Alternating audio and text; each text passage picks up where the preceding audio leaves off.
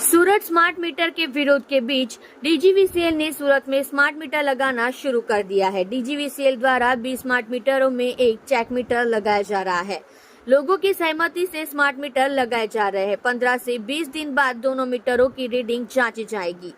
ग्राहकों को दोनों के बीच अंतर दिखाया जाएगा। पुराने मीटर और नए मीटर के बीच की गलतफहमी दूर हो जाएगी। सूरत में सरकारी दफ्तरों के साथ साथ विभिन्न आवासों में भी स्मार्ट मीटर लगाए जा रहे हैं। મેમ આપનું નામ? પ્રધાન અંબિકા છે। મેમ 20 મીટરની સામે સ્માર્ટ મીટરની સામે ચેક મીટર લગાવવાની કરાઈ રહી છે કામગીરી શું છે કઈ રીતે?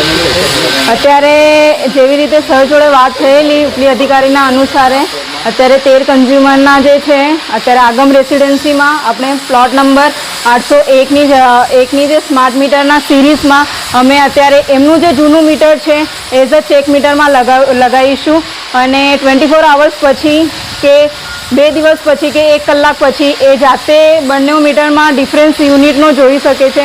એના પછી એ પોતે ડિસાઇડ કરી શકે છે કે ખરેખર સ્માર્ટ મીટર બરાબર છે કે નહીં। કેટલા મીટરો અહીંયા લગાવવાના છે? મીટર વચ્ચે લગાવાઈ રહ્યું છે? અત્યારે જેવી રીતે એમડી સર જોડે વાત થયેલી 20 મીટર વચ્ચે 1 લાગશે પણ અત્યારે કાલથી આ બધું કામગીરી શરૂ થયું છે તો અત્યાર સુધી આ 13મું મીટર લાગવા જરૂરી છે। અને ગ્રાહકોમાં જે અસંતોષ છે ત્યાં મીટરથી કઈ રીતે દૂર થઈ શકે અને મહત્વનું કામગીરી થઈ શકે છે? જો અત્યારે એમનું જૂનું મીટર સ્થળ પર લાગે છે તો અત્યારે રેફરન્સ યુનિટ બંનેનું લઈ લેશે।